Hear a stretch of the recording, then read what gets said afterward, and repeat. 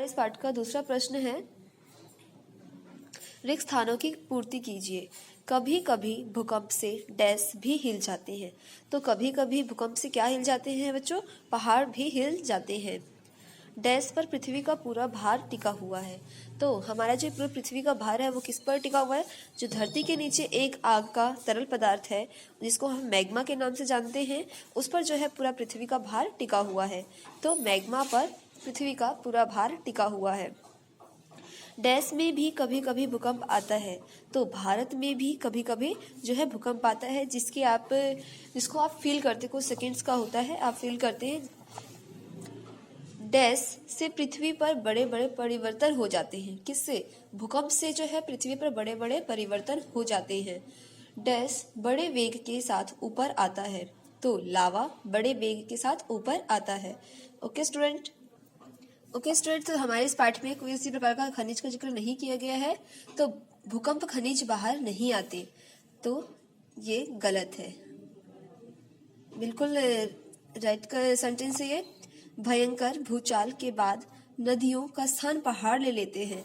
बिल्कुल सही। आपने पढ़ा है इस पाठ में कि जो भूकंप के झटके जो इतनी तेजी से होते हैं, इतने तेज होते हैं, जो कि पूरा तहस नहस हो जाता है। कभी कभार जो है नदियों का स्थान पहाड़ ले लेता है और पहाड़ का स्थान जो है नदियां ले लेती हैं। ओके स्टूडेंट्स, तो आप सभी ने ये पाठ में पढ़ा है, तो ये भी बिल्कुल करेक्ट है। ज्वालामुखी से सदैव लावा निकलता है। जो ज्वालामुखी से हमेशा सदैव लावा ही नहीं निकलता है, उसके साथ जो है धूल, मलबा और लावा निकलने लगता है, और भी प्रकार के। तो ये भी करेक्ट है। खनिज धरती को उपजाऊ बनाते हैं। करेक्ट है। धरती के भीतर जो पिघला पदार्थ रहता है, जो कि जिसे हम तरल पदार्थ कहते हैं, उसे लावा कहते हैं। नहीं, उसे हम क्या कहते हैं स्टूडेंट्स? उसे हम मैग्मा कहते हैं। वो मैग्मा नाम का पदार्थ होता है। तो ये गलत सेंटेंस है।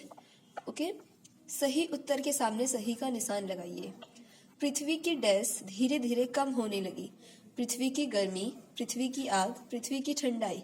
तो पृथ्वी की गर्मी, पहले बहुत वह भी जो सूर्य के भांति आग का गोला थी, लेकिन वह कुछ समय पश्चात वह भी ठंडा होने लगा, जिसके कारण जो है पृथ्वी पर पेड़ पौधे, जीव जंतु सब है रहने लगे। ओके, पहाड़ों के नीचे और धरती में से पदार्थ बहता रहता है, उसे कहते हैं।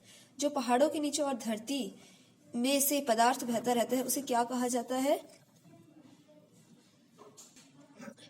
उसे लावा कहा जाता है। ओके, भूकंप का नाम सुनते ही लोग डैश उठते हैं, कांप उठते हैं।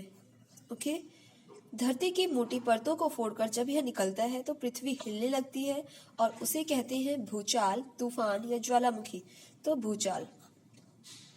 ओके स्टूडेंट्स, आपका व्याकरण अभिव्यक्ति में है दिए गए शब्दों की विशेषता बताने वाले शब्द इन शब्दों के पहले लिखिए।